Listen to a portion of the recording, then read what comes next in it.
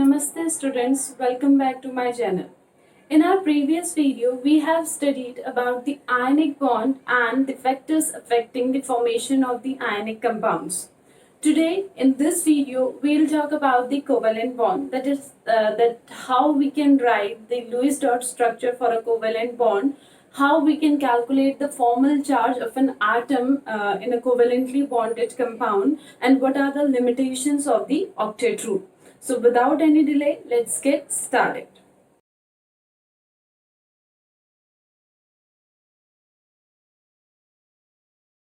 So first, we will talk about the covalent bond and the covalent compound.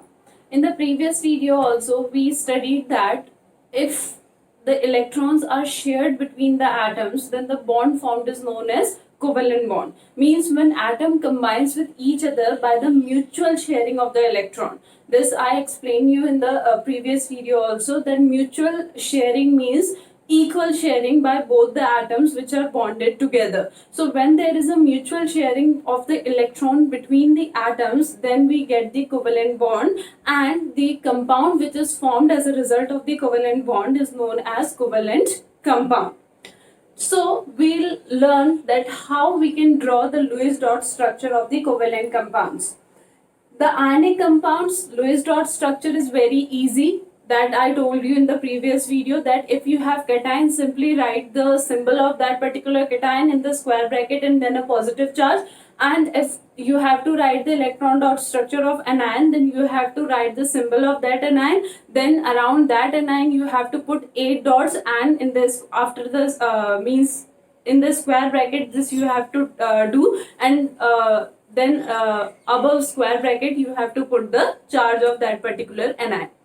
But if we talk about the electron dot structure or Lewis structure of covalent compounds, so we have to follow certain rules. We have to follow certain steps. So the very first step is, first of all, we have to calculate the total number of valence electrons. We have to calculate the total number of valence electrons. Valence electrons. Suppose if you want to draw the Lewis dot structure of H2, if you want to draw the Lewis dot structure of H2 molecule, then you have to calculate the total number of valence electron present in that particular molecule.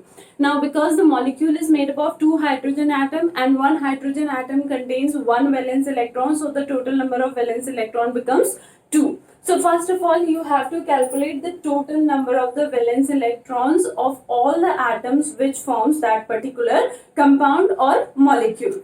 Now, second step is applicable only when the molecule, when the species is a charged species.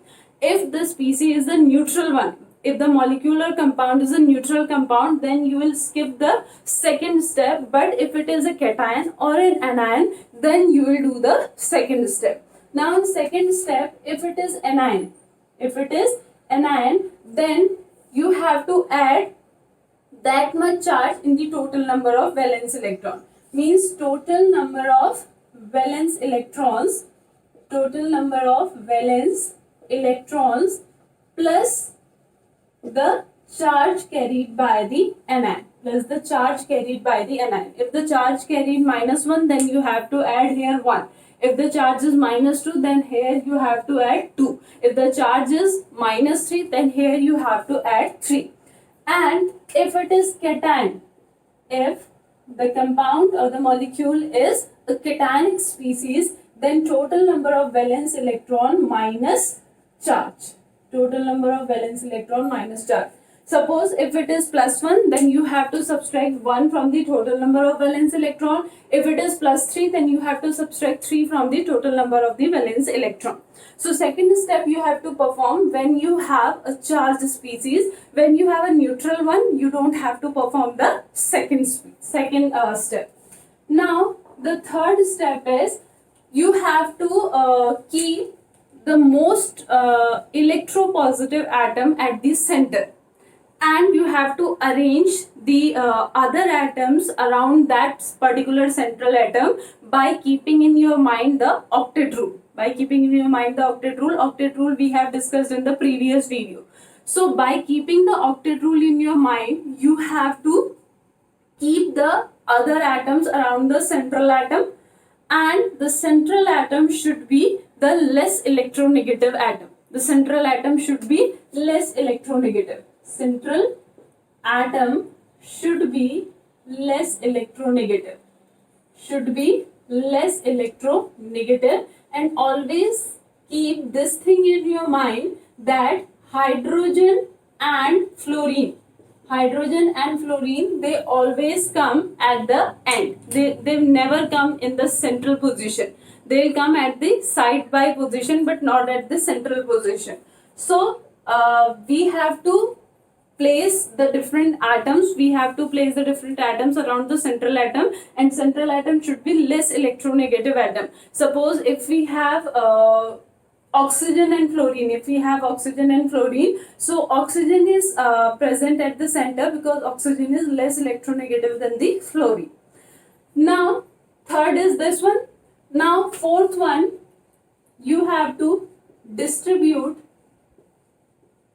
all the electrons. You have to distribute all the electrons which we get by first and the second step. You have to distribute all the electrons between different atoms. So by following these steps, you can draw the Lewis dot structure of the covalent compound. Now I'll take some example. For example, I'll start from the easy one, that is O2. Now suppose I have to draw the Lewis dot structure of O2, and because we have only two atoms, so there is no role of the central atom. So in this we don't have to keep in your mind that which atom should be placed at the center or which is not, because here we have only two atoms. So one I'll write here and one I'll write here. Now according to my first step, I have to calculate the total number of the valence electron. Now in oxygen, the total number of the valence electron, in one oxygen atom, the total number of valence electron, if I write the electronic configuration of one oxygen, it will be 1s2, 2s2, 2p4. So the valence shell is this one, and this shell contains 6 electrons, so the valence electron becomes 6. And because here we have 2 oxygen, so the total number of electron becomes 12. So 12 electrons. Clear? Now second step is not applicable because this one is the neutral compound, not a charged one. Third one, central atom, we don't have to keep in mind that which atom should be central atom. Fourth point, I have to distribute these 12 electrons in these oxygen. Now suppose if one electron is shared by this oxygen and one electron is shared by this oxygen, I am placing one dot here and one cross here to show that this electron is shared by this oxygen and this is shared by this oxygen. Clear? Now if one electron is shared by this oxygen and one electron is shared by this oxygen, then how many electrons are left? 1, 2, 3, 4, 5. 1, 2, 3, 4, 5. Why 5? Because oxygen has 6 valence electron. So 1 is shared by this, so 5 will remain. 1 is shared by this and the 5 will remain. Now if I count the total configuration after sharing, if I count the total electrons, the total number of electrons for this oxygen 1, 2, 3, 4, 5, 6, 7, because these 2 electrons are for both the oxygen. So by sharing one electron, this oxygen acquires 7 electron. This oxygen has 7 electron, and this oxygen also has 7 electron. But we know that atoms combine with each other to complete their octet. So the octet is not completed yet. So they'll share one more electron. Now when they'll share one more electron, here the number of electron becomes 4. Now how many are left? 4 here and 4 here. Now if I count 1, 2, 3, 4, 5, 6, 7, 8. Similarly 1, 2, 3, 4, 5, 6, 7, 8. So by sharing 2 electrons, they complete their octet. So this is the Lewis dot structure for O2. And in the Lewis dot structure, the electrons which are there in the bonding, these are known as bond pairs. So the electrons which are responsible for the bonding or which form the bonds, they are known as bond pairs, whereas the valence electrons which do not participate in the bond formation or remain left after the bond formation, they are known as lone pairs. So these four and these four, these are known as lone pairs. So bond pairs are the electrons which are responsible for the formation of the bond and which do not participate in the bond formation. They are known as lone pairs. Now let us take one more example. That is CO3 2 negative. Now this is a little bit difficult. Now this is a charged species. So first of all, we have to calculate the total number of valence electron. Now in carbon, the total number of valence electrons are 4. In oxygen, the total number of valence electrons are 6. And because we have how many oxygen? 3 oxygen. So the total number of valence electron becomes 18. So 4 plus 18 plus 2. Now why plus 2? Because second step is here. Because it is an anion, so we have to add the charge to the total number of the valence electron. So the total number of valence electron becomes this. So I have to add the charge. So the total number of electron becomes 24. So I have to distribute 24 electrons between 1 carbon and 3 oxygen. Now here we have 4 atoms. So out of these 4 atoms, one should be central atom. Now here we have carbon and oxygen. Now out of carbon and oxygen, which one is more electronegative? Oxygen. So oxygen we can't place as a central atom. We kept carbon as a central atom because it is less electronegative. So here I'll write carbon, and around carbon I'll write 3 oxygen like this. Clear? Here it is carbon at the central because it is less electronegative than the oxygen, and these are the oxygen. Now I'll share 1 electrons. I'll share 1 electron. 1 of carbon, 1 of oxygen. 1 of carbon, 1 of oxygen. 1 of carbon, 1 of oxygen. Clear? Now in carbon we have 4 valence electron and 3 are shared by the carbon. So 1 electron remain left. Clear? And oxygen shared 1 electron. So how many electrons are left? 5. Here also 5. And here also 5. Now because we have here 2 extra electron. Now where these 2 extra electron will go? Towards the oxygen. Why? Because oxygen is more electronegative than carbon. So instead of towards the carbon, the 2 electrons will go to the oxygen. So let us consider 1 electron will go here and 1 electron will go here. Let us. Clear? 1 electron comes here and 1 electron comes here. Clear? Now if I count the total number of electrons, 1, 2, 3, 4, 5, 6, 7, 8, 9, 10, 11, 12, 13, 14, 15, 16, 17, 18, 19, 20, 21, 22, 23 and 24. So the total number of electron becomes 24. So we have arranged 24 electrons. Now we have to check whether our structure is correct or not.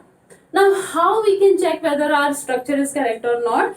By looking that all the atoms have completed their octet configuration or not. Now if I look this oxygen, 1, 2, 3, 4, 5, 6. 6 electrons are present as the electrons of lone pair and 2 electrons are bond pair. So 6 plus 2 becomes 8. So this oxygen has completed its octet. Now, if I look this oxygen 1, 2, 3, 4, 5, 6 and 2 bond pair. So this also completed octet. This carbon 1, 2, 3, 4, 5, 6, 7 means the octet of carbon is not completed yet. And if this oxygen not completed, if oxygen 1, 2, 3, 4, 5, 6, 7, the octet of this oxygen is also not completed yet, means the structure is wrong.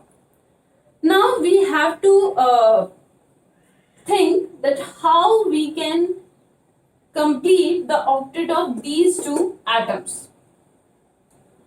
Here, if I keep this electron here and this electron of carbon here, if I kept this, then what happened?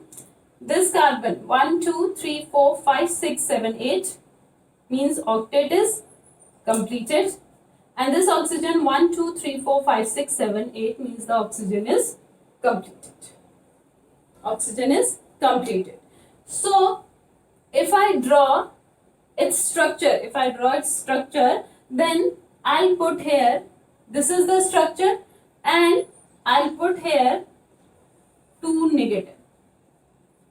I'll put here 2 negative. Now why I am putting 2 negative outside this square bracket? And I know that here is 1 extra electron and here is 1 extra electron. So 1 negative charge should be here, 1 negative charge should be here. So why am I writing -2 outside the square bracket? Because it is my assumption that 1 electron will here and 1 electron will go here. But what is the difference between these three oxygen? Nothing. So this oxygen can also acquire that extra electron. So it has the equal tendency to acquire that extra electron, and because of this I am writing the -2 charge outside the square bracket, because this extra electron may be present here. If this extra electron will come here, this double bond will go there. If this extra electron will come here, this double bond will go there. So in this way, the extra 2 electrons will come in any of the 3 oxygen. That's why I am putting -2 charge outside. Clear? So in this way, you can draw the Lewis dot structures of the different covalently bonded compounds. So if you know how to draw the Lewis dot structure now, then there is a homework for you, that you have to draw the Lewis dot structure of these 4 compounds. Now we'll study that how to calculate the formal charge of an atom when it is bonded in a covalently bonded compound. So we'll calculate the formal charge of an atom in a covalently bonded compound. Calculation of formal charge of an atom. Now before starting this topic, let us make it clear that you have to know that how to draw the Lewis dot structure of any compound. If you know that how to draw the Lewis dot structure of any compound, then only you can calculate the formal charge of an atom in a covalently bonded compound. Now let us take an example of H3PO4. First I draw the Lewis dot structure of H3PO4, and then I'll show you that how to calculate the formal charge. Now H3PO4, if I saw the H3PO4, if I kept in your mind that which atom is central atom, then I can't put hydrogen as a central atom, because in third step we studied that hydrogen and fluorine are never be central atom. Now the remaining phosphorus and oxygen. Out of phosphorus and oxygen, phosphorus is less electronegative, so phosphorus becomes the central atom. So I'll put phosphorus here. Then I'll put 4 oxygen like this. I'll put 4 oxygen like this and 3 hydrogen like this. 3 hydrogen like this. Why I have put it 4 oxygen first and then 3 hydrogen? Because if I put 3 hydrogen first, the hydrogen becomes central atom, means the atom between oxygen and phosphorus, and which we can't able to do. That's why I keep oxygen first and then hydrogen. Now I calculate the total number of the valence electron. In hydrogen, the total number of valence electron is 1, and because we have 3 hydrogens, so the total number of valence electrons becomes 3. Phosphorus belongs to nitrogen family, where the outermost shell contains 5 electrons. So here also I get 5 electron, and oxygen contains 6 electrons, 6 valence electrons. So the total becomes 24. The total becomes 24. And if I calculate this, it becomes 32 electrons. So I have to distribute the 32 electrons here.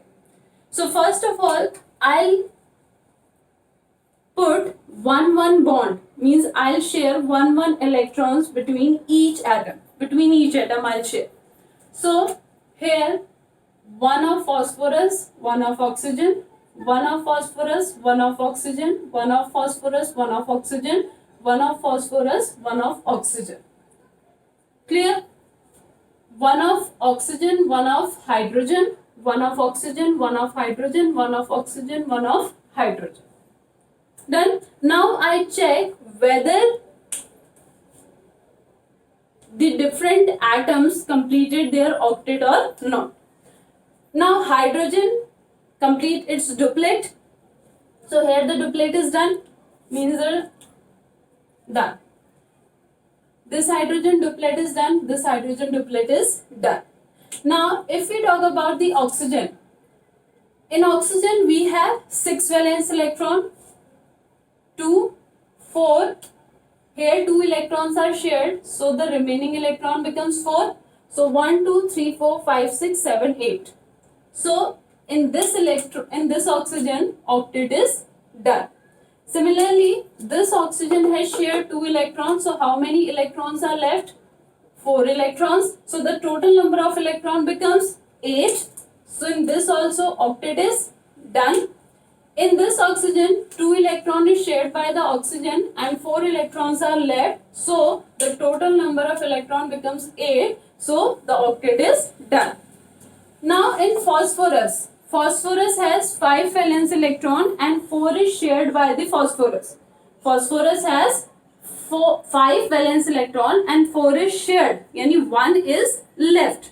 So if I calculate 1, 2, 3, 4, 5, 6, 7, 8 and 1 is left. So the total number of electron becomes 9, which exceeds the octet rule. So my structure is wrong. Now I have to think that how I can correct.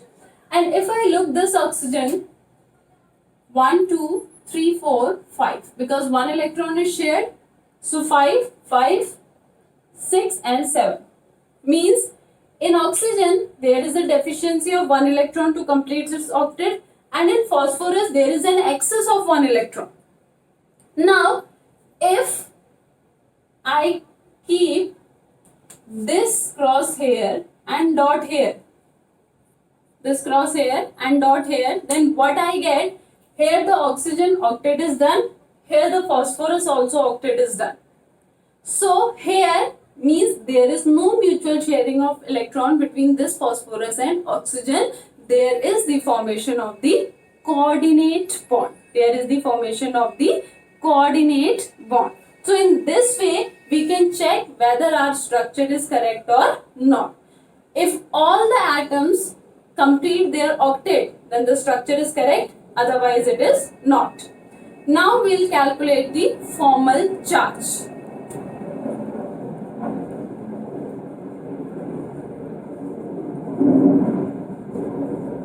For the calculation of the formal charge of an atom, there is a formula. Now what is that formula? That formula is total number of valence electron in that atom. Means we are calculating the formal charge of any atom, the total number of valence electron in that atom minus total number of electrons in lone pair. Total number of electrons in lone pair. Lone pair electrons. Total number of electrons in lone pair minus half of bond pair electrons. bond pair electrons. So let us calculate the formal charge of these atoms. So first I calculate the formal charge of this oxygen. I calculate the formal charge of this this hydrogen. Hydrogen, the total number of valence electron in hydrogen 1 minus lone pair of electron. In hydrogen there is no lone pair of electrons, so minus 0 minus half of the number of electrons which are present in the bond pair. Only one bond pair is there, so the total number of electrons are 2, so half into 2, that is 1 minus 1, that is equals to 0. So the formal charge in this hydrogen is 0, and if the formal hydrogen in this formal charge in this hydrogen is 0, then this hydrogen and this hydrogen also it is 0, because these three have the same bond structure.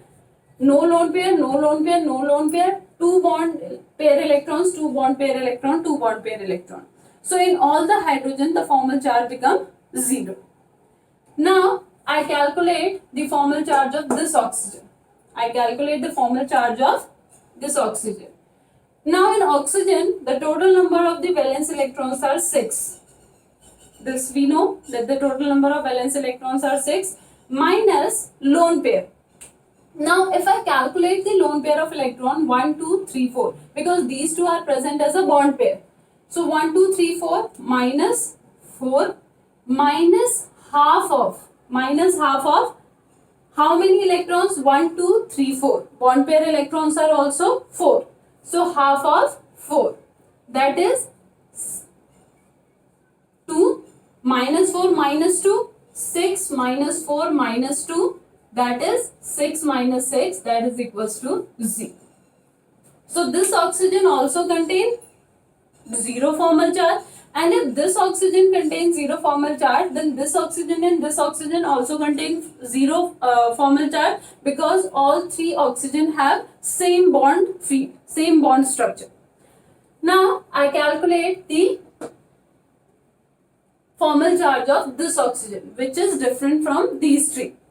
So in this oxygen the number of valence electrons are 6, because it is oxygen, but the total number of lone pair electrons are also 6. The total number of lone pair electrons are also 6 minus half of bond pair electrons are 2. So 2, 2, 1 ja 2, 6 minus 1, that is 6 minus 7, that is equals to minus 1. So this oxygen carry minus 1 of the formal charge. This oxygen carry minus 1 of the formal charge. And if I calculate the oxidation state of the phosphorus, now in phosphorus the valence electrons are 5 minus, there is no lone pair of electron. So minus 0 minus half of how many bond pairs? 1, 2, 3, 4, 5, 6, 7, 8. So the total number of electrons are 8. So it becomes 5 minus 4, that is equals to plus 1. So in phosphorus the formal charge is plus 1. The phosphorus, the formal charge is plus 1. So in this way you can calculate the formal charge of any atom which is present in a covalently bonded compound. But the condition is that you know that how to draw. You have to know that how to draw the Lewis dot structure of that particular compound. And Lewis dot structure, if you know how to draw, then you can easily calculate the formal charge of any atom which is present in a covalently bonded compound. So now there is your turn, that you have to calculate the formal charge on sulfur in HSO4 negative and chlorine in HClO4. So it's your turn. Calculate the formal charge and let me know the formal charge of the sulfur in HSO4 negative and chlorine in HClO4 negative. Now we'll study the limitation of the octet rule. So in our previous video we have studied that atom combines with each other to form to complete their octet. To complete their octet configuration, atoms combine with each other, and this is the reason that why noble gases do not combine with each other or do not make compound, because they have complete their octet configuration. They have already their complete octet configuration. That's why they unreactive or non-reactive. So what are the limitations of the octet rule? The first limitation of the octet rule is presence of electron deficient compounds. Presence of electron deficient compounds. Now in our nature we get AlCl3. In our nature we get AlCl3, and if I draw the structure of AlCl3, it becomes like this. 1, 2, 3, 4, 5, 6, like this. So the in chlorine the octet is complete, but in aluminium the octet is not complete because aluminium has only 6 electrons. So that's why it is electron deficient compound, but it is exist in the nature. So presence of electron deficient compound in our nature is the limitation of the octet rule. Second, presence of hypervalent compounds. Presence of hypervalent compounds. Hypervalent compounds. Hypervalent compound. For example, if I talk about IF7, now in IF7 around iodine we have how many fluorine? We have 7 fluorine. And if I share 1 electron with each fluorine, then around iodine I get 14 electrons. So this is an example of hypervalent compound. So in octet rule it is clearly mentioned that atom combine with each other to complete their octet. But in this and in this, in both the case octet is not done, but these are exist in the nature. So presence of hypervalent compound is also a limitation of the octet rule. Third is odd electron compounds. Odd electron compounds. Now in octet rule, it is there in the octet rule that there is a mutual sharing of the electron, and if there is a mutual sharing of electron or there is a coordinate bond, there is a formation of even electron bonds. But there are certain examples in our nature which have odd number of electrons. For example, NO. In NO we have triple bond, and in triple bond we have how many? Electrons? We have 3 electrons. But it is given that a bond is made up of how many electrons? Only 2 electrons. But here we get how many electrons? 3 electrons. So existence of odd electron compounds also is the limitation of the octet rule. And the fourth limitation is the compounds of noble gases.